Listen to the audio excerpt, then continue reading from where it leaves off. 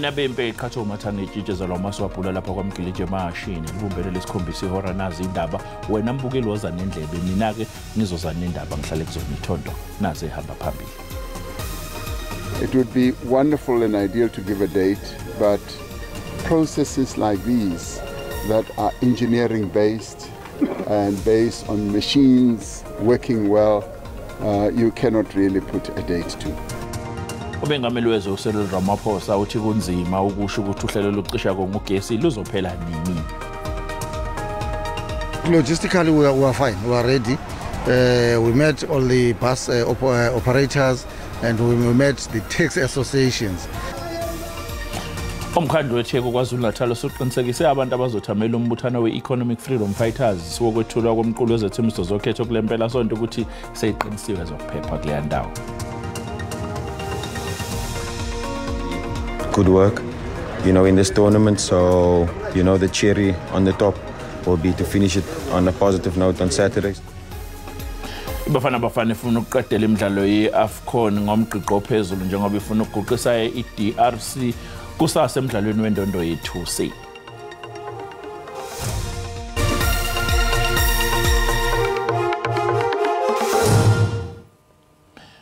Umengameli wezwe uSeril Ramaphosa uthi kunzima ukusho ukuthi uhlelo lokucisha ngogesi lizophela nini. Uthi njengoba kwake kwashiwo ukuthi lizophela nini lo hlelo alizange liphele ngaleso sikhathi kanti lokho kwagcina kwenza ukuthi abantu bambeke amabala bethi ke usenga emithiyo. Umongameli uthathe usuku lwangolesihlanu edlala igalufu ngenzame zokunyusa ingxowa-mali ye-Cyril Ramaphosa Foundation ukuze kuncedwe abantu abangathathi ntweni. Kumandlalo wengca eluhlaza, umongameli ebejongene nenkokheli ye-UDM uBandolo Misa kwaye noBuchepehi Phawukwe ominyaka eli-14 ubudala osuka eMangaung eFree State. Lo mdlalo wegalufu ufuna ukunyusa imali ezakwakha izindlu zangasese kwizikolo zeli. uRamaphosa uxelele onondaba kuba urhulumente wenza konke ekusemandleni ukuphelisa ingxaki yocimicimi yombane. We're doing all we can to ensure that we address load shedding. It is a constant problem for South Africans, we know that. Kwintetho yobume besizwe uRamaphosa uthe le ngxaki yocimicimi yombane iza kuphela kungekudala kodwa akafuni ukuzibophelela ngexesha loko. It would be wonderful and ideal to give a date, but processes like these that are engineering based and based on machines working well, you cannot really put a date to. uRamaphosa uthi uyavuma kuba i-EFF inelungelo lokufaka isicelo kwinkundla yomgaqo siseko esifuna kuba kuchithwe isigqibo sasepalamente sokungamphandi yena ngomba wasephalaphala. Njalo uRamaphosa uyiqinisekisile into yokuba ingqonyela ye-arhente yerhafu uEdward Kisweta uza kuqhubeka exhuzula imikhala xa kuphele isivumelwano sengqesho sakhe ekupheleni kuka-April. Kwiindaba ze-SABC Dingobulelani Philip eKapa. Umkhandlu weTheku usuqinisekise abantu abazokwethamela umbuthano we-EFF njengoba izobe ithula umqulu wayo wezethembiso zokhetho kulempela sonto ukuthi zizobe iqinile zokuphepha kulempela sonto. Iqembu lesithathu ngobukhulu kuze lonke i-EFF yithi selikulungela ukugcwalisa inkundla esibili kuleli ngemuva okugcwalisa eFNB Stadium ngesikhathi leli qembu ligubha iminyaka eyishumi labakhona.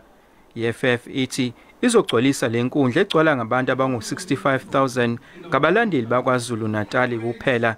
Lapho umholi weqembu Julius Malema kulindeleke khona ukuthi ezohlahla umkhombandlela weqembu njengoba kusekubhekwe okhethweni olubhekwe ngabomvu. Logistically we are fine, we are ready. We met all the bus operators and we met the taxi associations and we had joint meetings with them and we are very happy with the way they've guided us. They cooperated with us to say there's going to be peaceful movement. Selokhu leli qembu labakhona ngo-2013 likhombisa ukudlondlobala ikakhulukazi KwaZulu Natal naseGauteng. KwaZulu-Natal ligcine lithola amavoti angaphezudlwana kwa-350,000. Can't ignore those voters because they are saying to you, this is your home. Leave the naysayers and those who are your opponents that were saying to you, you will never find traction in a coastal province. Amaphoyisa eThekwini athi zonke inhlelo zezokuphepha zimi ngomumo. Kuzona zonke lezi indawo kumele kube nama roadblocks ukuqinisekisa ukuthi akekho umuntu oza kule event ephethe ikhali ezingozi noma izibhamu. Kulindeleke ukuthi amasango avulwe ngelesishagalolunye ekseni eindabeni za SABC. Nginguvusi Khumalo eThekwini. Amanye amaqembu ezombusazwe athathwa njengamakhulu azokwethula imiqulu yezethembiso zokhetho esebenzisa inkundla eyodwa. Amaqembu kuyi-ANC, EFF kanye ne-IFP azosebenzisa inkundla yezemidlalo eMoses Mabhida eseThekwini, KwaZulu-Natal. Yavula ngo-2009 yaziwa umhlaba wonke njengenye yayisingatha emidlalweni yomhlaba ka-2010. Le nkundla ke isisingathe imicimbi eminingana kubalwa imibuthano yezopolitiki, imidlalo, ama-concert emculo kanye nokugcotshwa kwengonyama yesizwe samaZulu, ingonyama yesizulu kaZwelithini.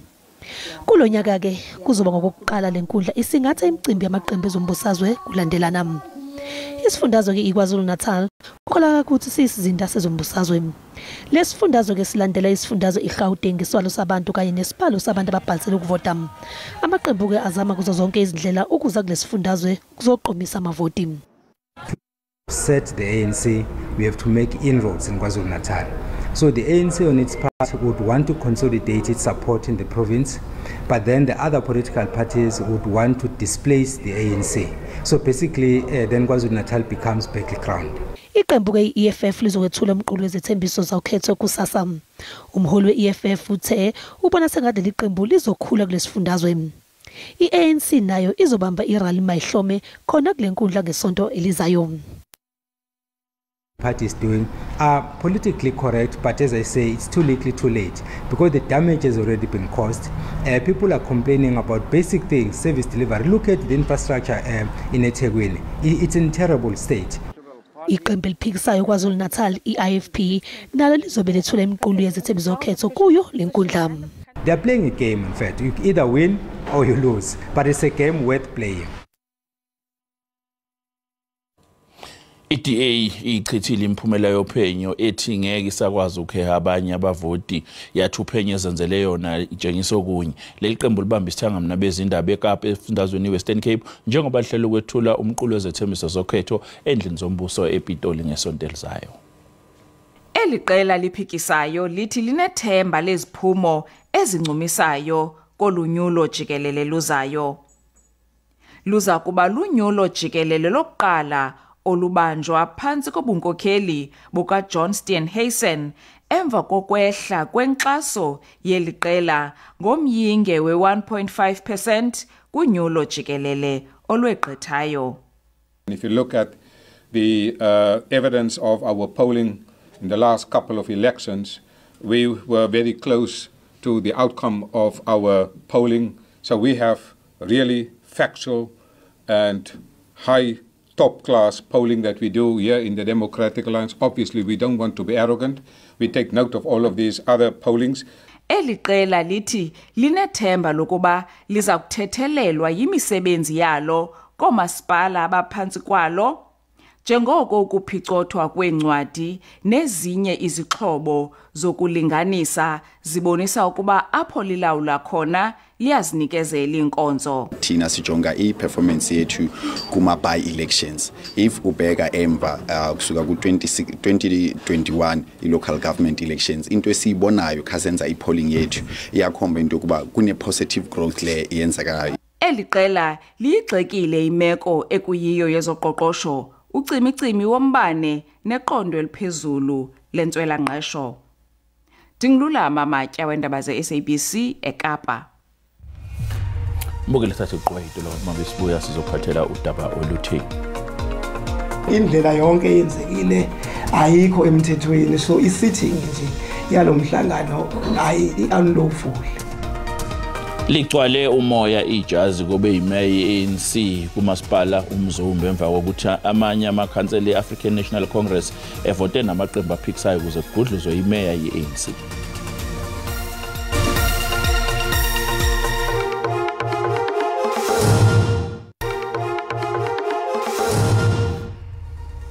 Asikubingelo sikwamukele imbukile ngoba usanda kungena odabeni oluphambili besibike ukuthi umengameli wezwe uCyril Ramaphosa uthi kunzima ukusho ukuthi uhlelo lokucisha konga ugesi luzophela nini.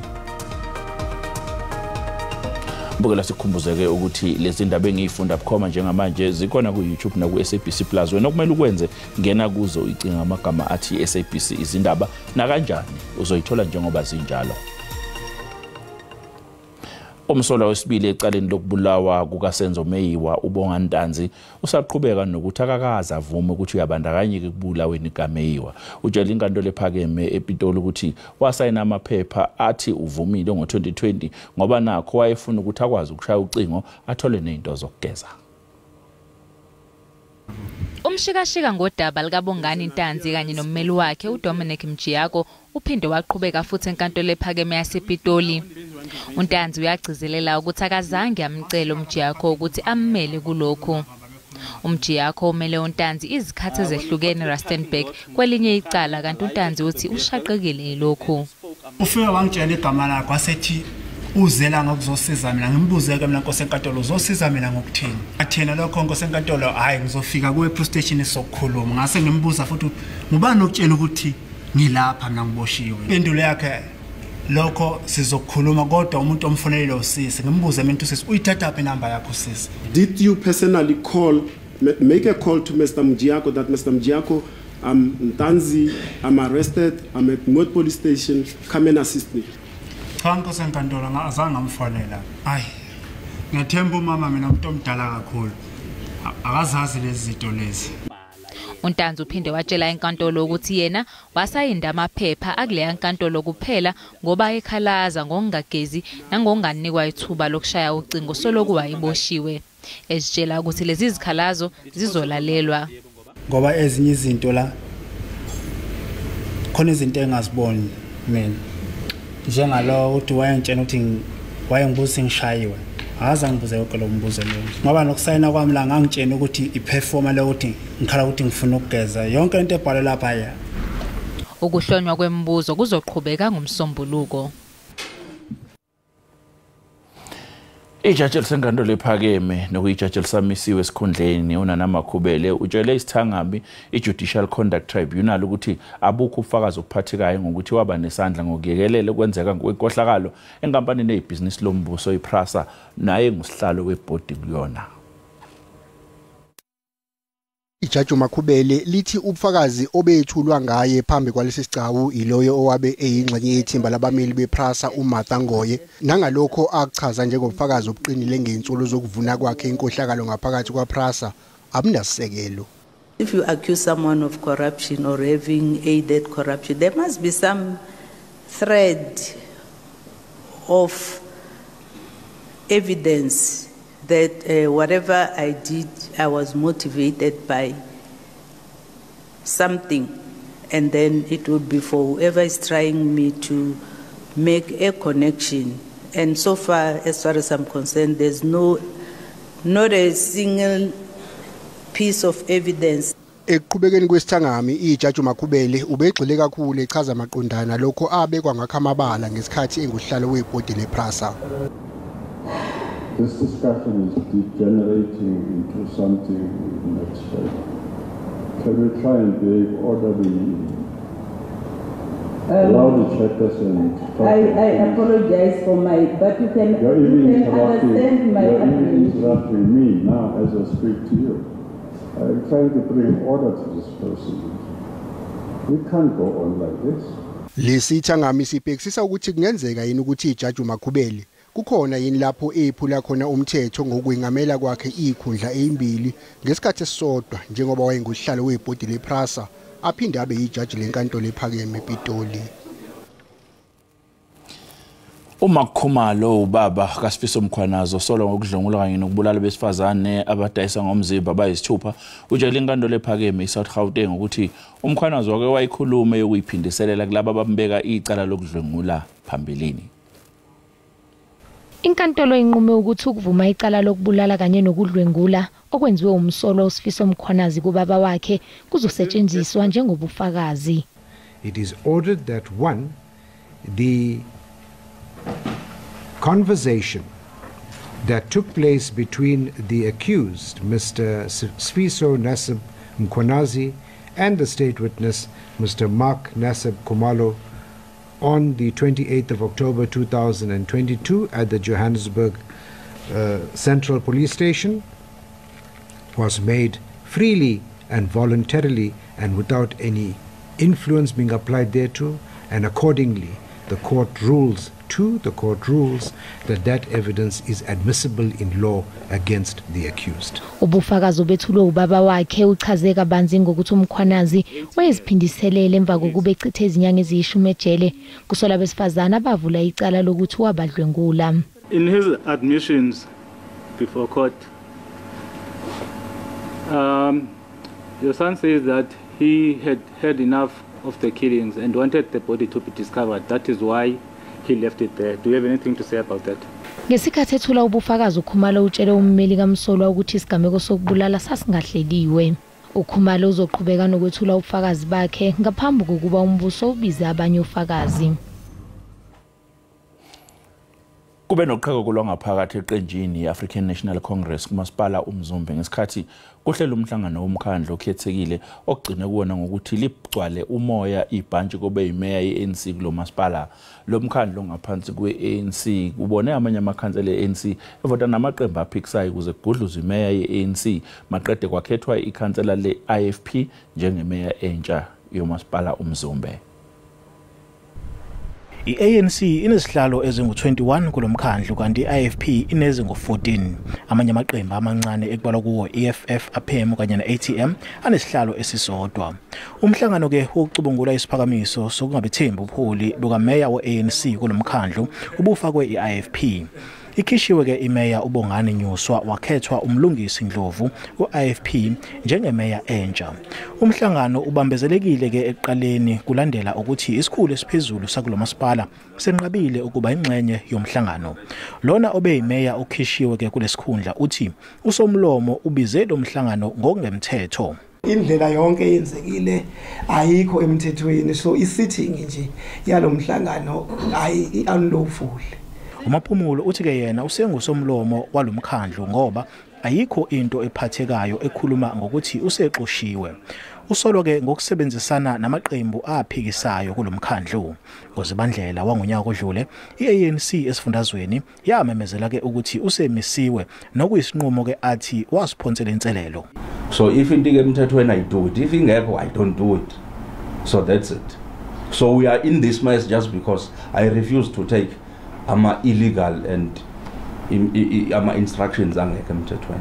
I-ANC esifundazweni ithi ke lo mhlangano ubungekho emthethweni. Cishe mahlanu amakhansela ke ANC azibandakanye nalomhlangano. Uma beqhubeka beyibiza ke cancel kuyinto esisakuyiphosela inselelo nisho einkantolo ngoba asirecognize lo yamkhandlu njengomkhandlu ohlale ngokulandela imigudu efanele.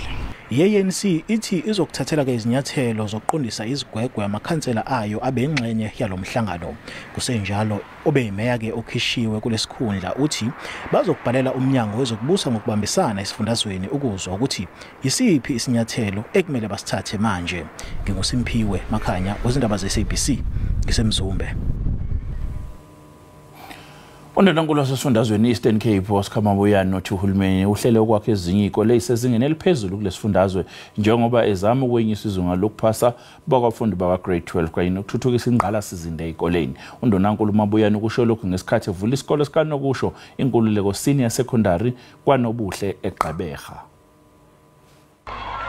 Isakhiwo esitsha sesikolo samabanga phezulu inkululeko kwaNobuhle eGqeberha sizidla ngelab yenzululwazi, ithala lencwadi, amagumbi okufundela kanokutsho kunye nezinye izakhiwo zodidi oluphezulu kuquka kuzo ibala lomdlalo lomnyazi. Kwenziwe nophuculo kukhuseleko njengokuba kufakwe uthango olutsha kunye neekhamera kwaze kwaqeshwa nonogada. Inkulumbuso ihlabe ikhwelo kuluntu kuba likhusele esisikolo ekonakalisweni. Siyafuna ukwenza ilizwi kwi-communities. Sicela into yokuba xa kwakhiwe isikolo esinjengesi yazi ba esisikolo sese-community. Esisikolo sitsha sanele abafundi abangama-800 kunye nootishala abali-17 kumagumbi angama-27. oku kwenzelwe kuphucula indlela yokufunda nokufundisa. Community, the building that we have received, we are officially receiving today, is going to enhance the quality of teaching and learning. Abafundi nabazali abakwazanga ukuzibamba yimincili njengokuba bangene kumagumbi amatsha okufundela. Very happy that finally we have got our school after so many years. Lokudala sifunda ngapha and ke ngozininzi negative things ngapha siya sadibana nazo ngapha so ngosi kwesinye isikolo so ngoku sine positive minds. Mabuyana uthi oluphuculo kwesisikolo ngamaqalela urhulumente uceba ukwakha izikolo ezininzi zoludidi ephondweni kule minyaka izayo. Kwiindaba ze-SABC nguNtombuzo Bhalindulo kwanobuhle. Umpetho senqoba inqoba eindondo zegolide kuma-Olimpiki uKhesa Simenyu uthi bakulungela ukuyobhekana nohulumeni waseSwitzerland enkantolo enkulukazi yamalungelo abantu e-Europe nokuyiyona ezohlonza ukuthi inhlangano elawula ama-athletics iyaphula umthetho ngokucwasa uKhesta ngesinqumo sayo sokumvimbela ekutheni aqhubeke nokungenela imiqhudelwano yomhlaba ngenxa yezinga lesivinini kanye nesakhiwo somzimba wakhe uma eqhudelana nabantu besifazane. uCaster Semenya uthi njengamanje asekubeke phambili ukulwela ilungelo labanye abadlali kwezokusubatha ongenzeka bagcine beyithola sebebhekene nenselele adlule kuyona ecwaswa ngenxa yokwakheka komzimba wakhe nakuba engumuntu ophelele wesifazane. Maqondana ukuthi kusengenzeka yini aphinde abonakala emqhudelwaneni yomhlaba uthi kusengenzeka noma yini. I still feel young. Anyway, I still had the ball, 10 years still in this, sports. So 5 years, I'll say, still come. Yeah. So of course, it will be that one we say. Of course, it will be a last dance if we win this one. Medals not off the cards. No, of course, maybe 2 gold medals, maybe 4. We don't know. So. Ngo-2018 inhlangano eyengamele ezama-athletic emhlabeni i-IAAF yethula imbandela eqinile ukulawula imigomo kubasubathi besifazane nokwavalela ngaphandle uCaster Semenya owayesehlabane kaningana emjahweni yebanga lika-800 meters.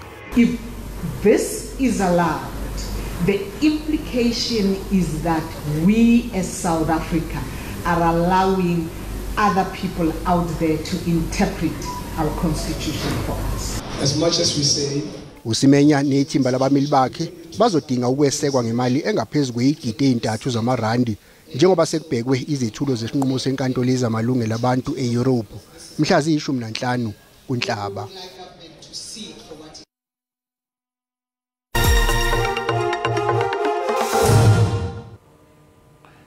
Bafana ifuna ukuqedela imidlalo ye-Africa Cup of Nations ngomgqiqo ophezulu njengoba ifuna ukuguqisa i-Democratic Republic of Congo kusasa emidlalweni wendondo ye-2C yize kube nokuphoqeka emva kokuhlulwa eNigeria emidlalweni wendulelo wamanqamu kodwa abadlali bathi abakawuqedi wabo umsebenzi njengoba befuna ukuqeda belele isithathu kulomqhudelwano odlalelwa e-Ivory Coast. Iphupho labadlali bebafana bekufinyelela kwamanqamu emqhudelwaneni eAfcon bephinde bewunqobe lo mqhudelwano.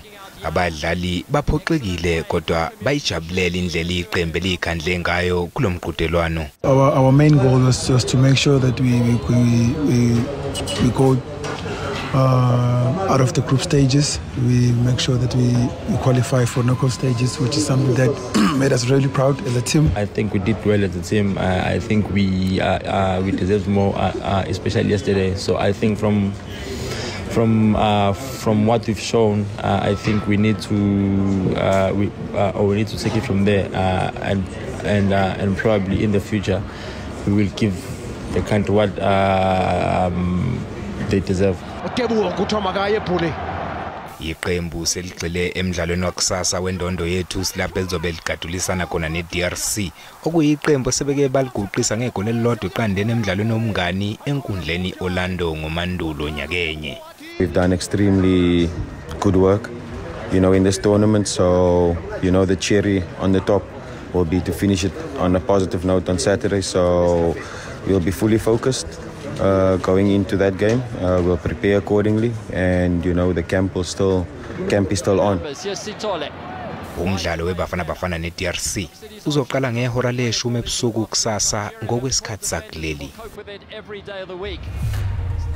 Bukele mhlehlo simo sezulu uyalandela emva kwekhefu.